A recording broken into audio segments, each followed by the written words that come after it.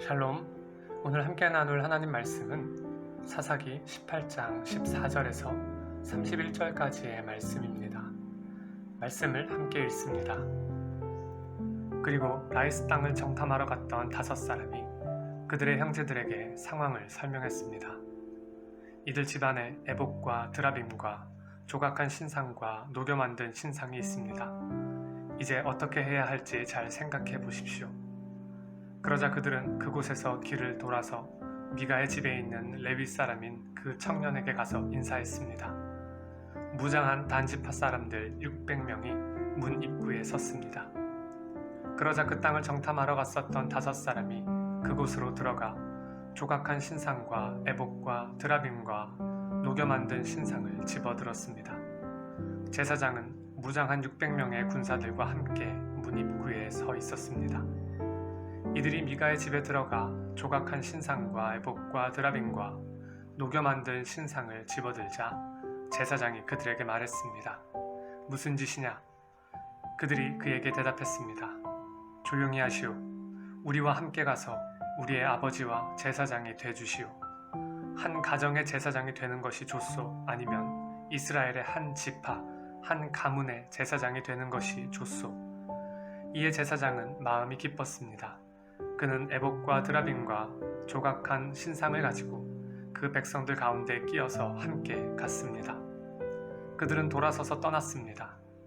아이들과 가축들과 소유들을 그들의 앞세웠습니다. 그들이 미가의 집에서 멀어졌을 때 미가의 집 근처에 살던 사람들이 모여 단 사람들을 가까이 쫓아갔습니다. 그들이 단 사람들을 부르자 단 사람들이 돌아서서 미가에게 말했습니다. 사람들을 이끌고 오다니 무슨 일이냐? 그가 말했습니다. 내가 만든 신들과 내 제사장을 데리고 너희가 가버렸으니 내게 무엇이 더 남아있느냐? 무슨 일이냐라고 너희가 어떻게 말할 수 있느냐? 단 사람들이 그에게 말했습니다. 네 목소리가 우리에게 들리게 하지 마라. 그렇지 않으면 성질이 거친 사람들이 네게 가서 네 목숨과 네 가정의 목숨을 빼앗을지 모른다. 그러고 나서 단 사람들은 그들이 가던 길을 갔습니다. 미가는 그들이 자기보다 더 강한 것을 보고 뒤돌아 그의 집으로 돌아갔습니다. 그리하여 그들은 미가가 만든 것과 미가의 제사장을 데리고 라이스로 갔습니다. 조용하고 평화롭게 살고 있던 백성에게 가서 그들을 칼로 죽이고 그 성읍을 불살랐습니다. 그 성읍이 시돈에서 멀리 떨어져 어떤 사람들과도 교류 없이 지내고 있었고 그 성읍이 또 베드르홉 근처 골짜기에 있었기 때문에 그들을 구해줄 사람이 없었습니다. 그리하여 단 사람들은 성읍을 다시 짓고 그곳에 살게 됐습니다. 그들은 이스라엘에게서 태어난 그들의 조상인 단의 이름을 따서 그 성읍의 이름을 단이라고 불렀습니다. 그러나 그 성읍의 이름은 원래 라이스였습니다.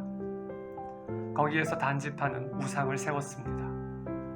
그 땅이 점령당할 때까지 모세의 손자요 게르솜의 아들인 요나단과 그의 아들들이 단지파의 제사장이 됐습니다. 그들은 하나님의 집이 실로에 있는 동안 내내 미가가 만든 우상을 자기들을 위해 세워두었습니다. 아멘. 이제 사사기 말씀의 막바지에 이르렀습니다.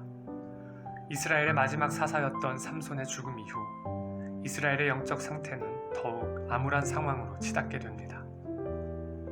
에브라임 산지 지역에 살던 미가라 이름하는 한 사람이 등장합니다.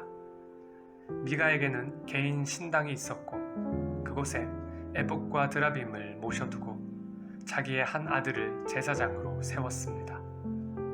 그가 어떠한 사람이었는지 잘 알 수 있습니다. 성경은 이런 그의 모습이 당대의 보편적인 잘못된 신앙 행태였음을 말씀합니다. 사람마다 자기 소견에 옳은 대로 행했다고 말이죠. 이스라엘 각 지파의 모습도 이와 맥을 같이 합니다. 본문에 단 지파가 등장하는데 단 지파는 여호수아 시대에 요단강 서쪽 편의 땅을 분배받았지만 여전히 일정한 거주지도 없이 아모리 족속에 쫓겨 산지를 전전하기도 했습니다. 믿음으로 주신 땅을 향해 나아가지 않은 결과였습니다. 그러니 이들이 거주할 땅을 찾고자 하는 모습 속에서도 믿음을 찾아볼 수가 없습니다. 미가의 집에 에봇과 드라빔이 있는 것을 알고 오히려 그 집에서 제사장으로 섬기던 타락한 한 레위인 청년을 자신들의 제사장으로 스카웃하기까지 합니다. 거주지를 위하여 정탐한 땅 라이스를 차지하기 위해 자신들이 의지할 우상을 찾은 것입니다. 하나님을 찾은 것이 아니라, 또한 하나님을 향한 믿음의 방법대로가 아니라 자기 좋을 대로 그저 종교적인 피난처와 안식처를 찾았던 것입니다.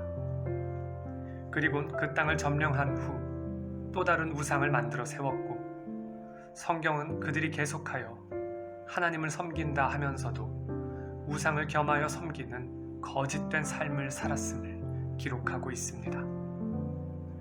하나님을 향한 신실하고 바른 믿음에서 시작되지 않은 삶의 모든 것들은, 다시 말해 하나님을 순전하게 의지하지 않는 마음에서 출발한 삶은 하나님을 말하면서도 하나님이 아닌 다른 것을 의지하고 사는 끔찍한 우상 숭배의 죄악을 향해 갈 수밖에 없습니다.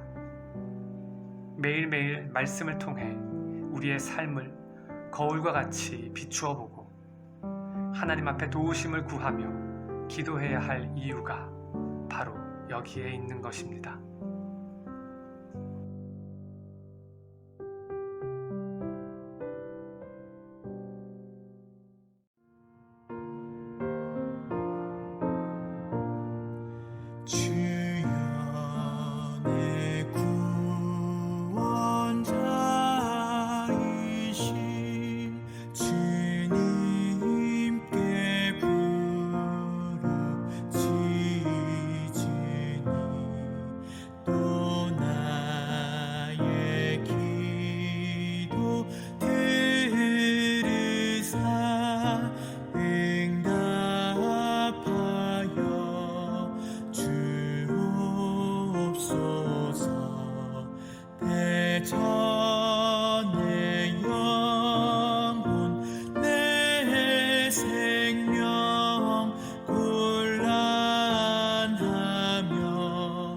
약한